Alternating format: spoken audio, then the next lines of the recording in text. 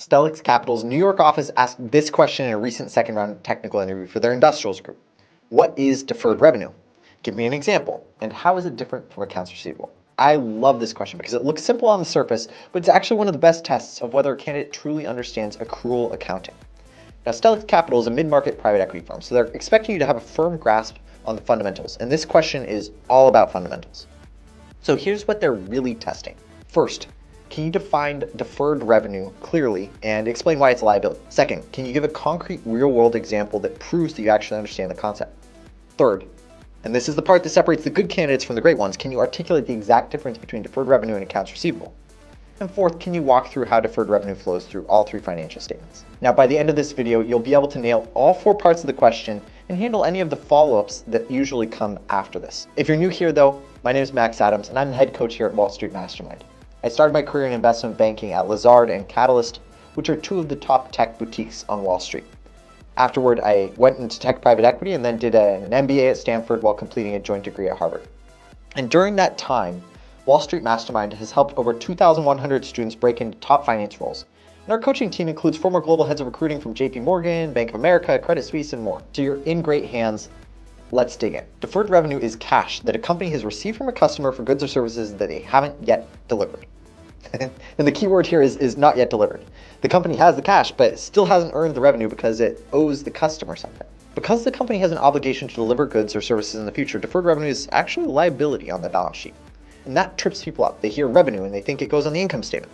But deferred revenue isn't revenue yet. It's an obligation. The company essentially owes the customer either the product or the service that they paid for or a refund. Until the obligation is fulfilled, it sits on the balance sheet as a liability. So think about it this way. If you paid for something and the company went bankrupt the next day, you'd want your money back because they never delivered what you paid for. That's why it's a liability. Now let me give you a few real-world examples that make this concrete. The classic example is a software subscription. Let's say that a company sells a 12-month software license for $120K. And the customer pays the full amount upfront in January. On the day that the cash arrives, the company has received $120K but hasn't provided any service yet. So it records $120K as deferred revenue, which is liability. Now each month as the company provides the software service, it recognizes $10K of the revenue on the income statement and it reduces deferred revenue liability by $10,000. By December, the full $120K has been recognized as revenue and the deferred revenue balance is zero. Other common examples include gift cards. The retailer receives the cash but hasn't provided goods yet. Airline tickets. The airline gets cash but hasn't flown the passenger yet. Magazine subscriptions. They receive an annual payment but they haven't delivered the issues. And annual maintenance contracts. The service provider has been paid but hasn't performed the work yet. Now let's walk through how deferred revenue flows through the three financial statements because this is a very common follow-up. When the cash is initially received, here's what happens. On the cash flow statement, cash from operations increases by the amount received. On the balance sheet, cash goes up on the asset side and deferred revenue goes up by the same amount on the liability side. The balance sheet stays balanced. On the income statement, nothing happens yet. No revenue is recognized because the service hasn't been delivered. Then, as the company delivers the service over time, here's what happens each period. On the income statement, revenue is recognized for the portion of the service that's delivered. And this flows through to increased pre-tax income, then net income after taxes. On the balance sheet, deferred revenue decreases as the obligation is fulfilled. Retained earnings increase through net income. And on the cash flow statement, there's no new cash movement from this. The cash already came in when the customer was paid. The only cash flow effect was at the initial payment. This is a great illustration of why accrual accounting exists. The cash event and the revenue recognition event happen at different times. Accrual accounting makes sure that revenue hits the income statement when it's actually earned, not just when cash changes hands. Now here's the part that Stellex Capital specifically wants to hear, the contrast between deferred revenue and accounts receivable. These two concepts are essentially mirror images of each other, and explaining that contrast clearly is what makes the interviewee stand out. Deferred revenue means that the company has received the cash but hasn't yet delivered on the goods or services.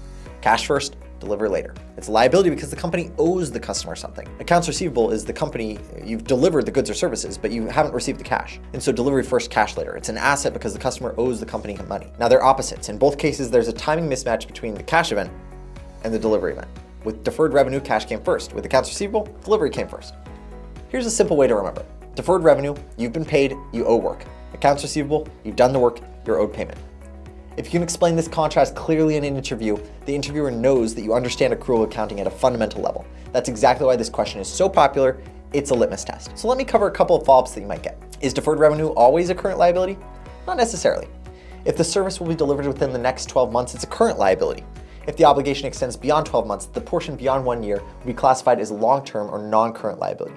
For example, a 3-year software contract paid up front would have some deferred revenue in current liabilities and some in long-term liabilities. Next, how does deferred revenue relate to cash conversion? That's a more advanced question. Companies with large deferred revenue balances are essentially getting paid before they do the work, which is great for cash flow. It means the business is cash flow positive before they even actually recognize revenue. And that's why SaaS companies with annual upfront billing tend to have strong cash flow characteristics. They collect cash early through deferred revenue and they recognize it over time. What happens if the company can't deliver the service? If the company can't fulfill its obligations, it would need to refund the customer. The deferred revenue liability would decrease and the cash would decrease by the refund amount. This is another reason it's liability. It represents a real obligation that could result in a cash flow if it's not fulfilled. So here's how I deliver the full answer in an interview. Deferred revenue is cash that a company has received for goods or services that it hasn't yet delivered. Because the company still has an obligation to deliver, it's recorded as a liability on the balance sheet, not as revenue on the income statement. A straightforward example would be an annual software subscription. Say a company pays $120K upfront for a 12-month license. On day one, the company records $120K cash and $120K in deferred revenue as a liability. Each month as the service is provided, the company recognizes $10K of revenue on the income statement and reduces the deferred revenue liability by $10,000. So the cash flow statement is impacted upfront when the cash comes in, but the income statement is impacted gradually as the service is delivered. Now, the key difference between deferred revenue and accounts receivable is that they're mirror images. Deferred revenue is cash received before delivery. It's a liability because the company owes the customer a service. Accounts receivable is delivery completed before cash is received. It's an asset because the customer owes the company payment. Both reflect timing differences between cash and delivery under accrual accounting, but they're opposite sides of the equation. Now that answer hits every part of the question. It's the definition, it's an example, it's a 3-statement impact, and the contrast with accounts receivable. It shows that you understand the concept deeply, not just at a surface level. So if this video is helpful, hit like and subscribe and drop a comment below on what topic you want me to cover next.